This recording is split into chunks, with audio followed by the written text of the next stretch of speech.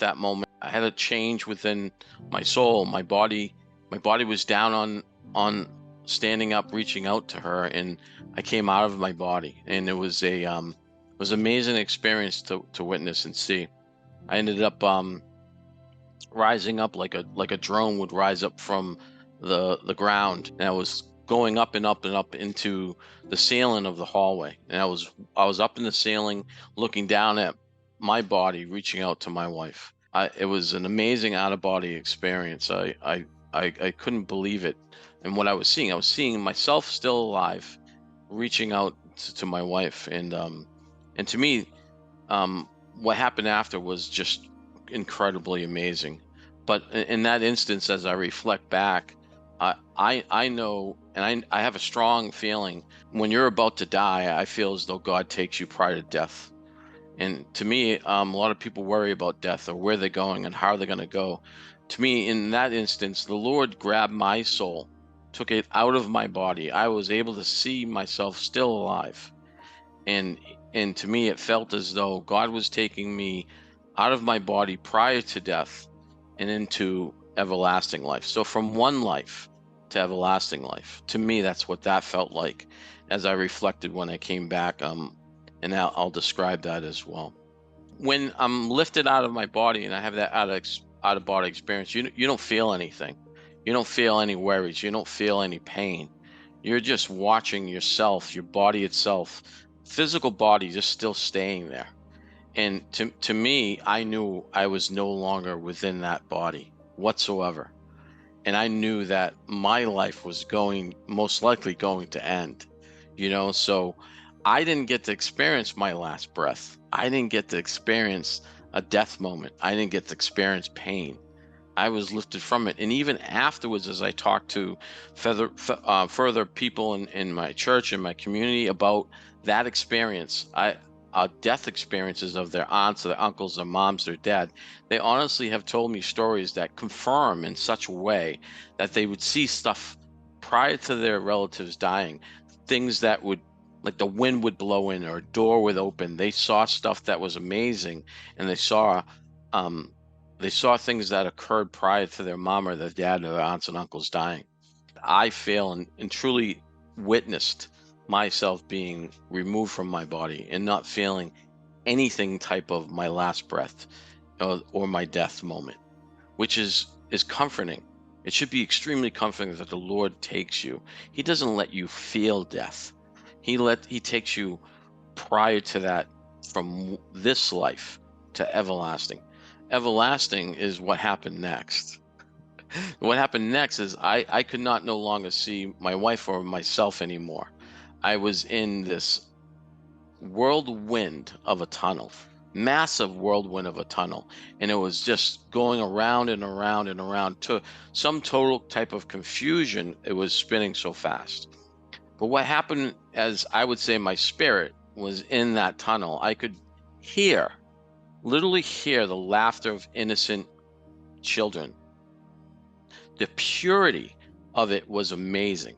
It was just children laughing, but not only laughing, as I could hear, multiple resonating laughing, innocent, pure laughter, like not a deceitful 7 or 10-year-old child laughing or giggling. It was the innocence of a 1 or 2-year-old. That was the pureness of the laughter, and it was resonating all around me. I could hear it, and it also rushed through my entire soul. It was unreal. It was amazing. And I was trying to think about, when I came out of my NDE, about the relevance of the laughter and pureness of an innocent child. And it brought me back to scripture on that was the first thing I felt, and felt so much through my soul. It was unbelievable, but it connected with the next thing that happened. The purity, the innocence, just the purity of the laughter of children running through me. It was God's love that saturated my soul. And I mean, nothing in comparison to all the love acts that you've maybe witnessed or felt. I mean, it's times a factor of like 10,000 or 100,000 or 500,000 throughout every single molecule of my soul. It was abundant, just so much abundance. The purity of his love, the simplicity of God's love was so immenseful. It was so magnificent. It was so large. It was so simple. His love resonated through my whole soul. It engulfed me. It was intoxicating, but it was so simple, and it resonated with me, and it resonated with what I was doing previously on this earth. And I could just hear myself think and think and think over and over. I was doing it all wrong. I was doing it all wrong. And I was engulfed in the Lord, one with him in fullness. And I was saying to myself, I did it all wrong. I was doing it all wrong. We're forcing love moments and forcing to be kind and living in the flesh. The Lord just wants you to be genuine like him in fullness and automatically be kind. And I'll reflect on that later on how the Lord helps you in doing so. I have the Lord within me. He's resonating his love throughout me. He's also telepathically, instantaneously, since he's with me in fullness, he's resonating feelings and words, and then he's showing me my life reveal. And the life reveal is fluttering through pictures and pictures of all my interactions, all through my soul, all the images, all the effects of everything I've done to other people, the words, the thoughts, the anger, the love, everything. And in the background, he's encapsulated my entire soul with his abundance, and I mean abundance love. But it was amazing to be able to witness the things that you do and said and how it affected other people. And then to have God's confirmation of his gloriousness and his grace within you throughout it. He's not telling you it's okay. He's just showing you. He's showing you what you did. He's showing you how you acted. And to me, you know, I got to a point in this state, I got to a point where I actually could think of for a second, because so much stuff is happening, like very quickly. And I got to a state where I could actually ask a question. And I don't remember the question, but I could remember the answer. I couldn't even think of the question. Just fractionally of a second, thinking of something, instantaneously he would answer it throughout my soul. It'd be like a no answer, you know? And it was telepathic response instantaneously throughout my soul of him saying no, which was remarkable. That brought me back to being on earth. He can hear he knows every single thought we do. He knows every thought. He knows every word we say. And he's showing me that encapsulated with him in fullness of the Lord's love, through answering me instantaneously, filling me with his love, going through all the things I've done and said and thought, showing me my thoughts, showing me my greed, showing me my passionate side, my love side, and still there in fullness. It was just incredible, amazing, incredible.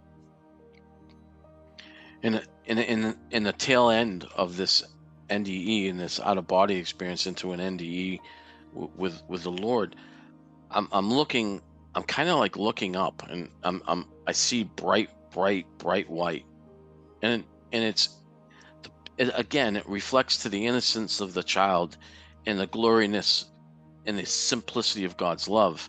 And I could see this white, and it's the purest white I have ever seen in my entire life. I can't even describe the pureness of the white, but it's so pure that it's so magnificent that it doesn't compare to anything here that on this earth at all. And I can see the peripheral sides of the whirlwind of the cloud, maybe up in the corner, and I could see up in the shoulders area, just the peripheral. He was coming to me, and I was almost at like knee level, looking up, and because I was glancing for his face. and I look up and it's just bright. It's like a yellowish bright, like a fullness of like, it's like when you look at the sun. If you're trying to look at the sun and you're kind of like this when your eyes are flickering because you really can't see. You're not supposed to look at the sun, obviously, but it's that bright where I'm trying to glance at his face, at the Lord's face, and I'm looking up, you know, and all I could see is like a jawline. All I could see is a jawline or his eyebrow, a little bit of an eyebrow. I was to return. If I were to stay, I'm sure I'd be able to have a beautiful conversation with him and see everything. But I was to return. Paramedics have me up on a stretcher. I'm up on the third floor of my two-family home, and I'm up on this stretcher up high, and I'm looking down. I'm up, my head's I'm sitting on the stretcher way up high, and I'm looking down. And as I'm back in my body, I'm looking down almost like to the perspective of the out-of-body experience viewpoint. So I'm looking, and I'm like, am I still out of my body? And of course, I was in my body, not still coherent though.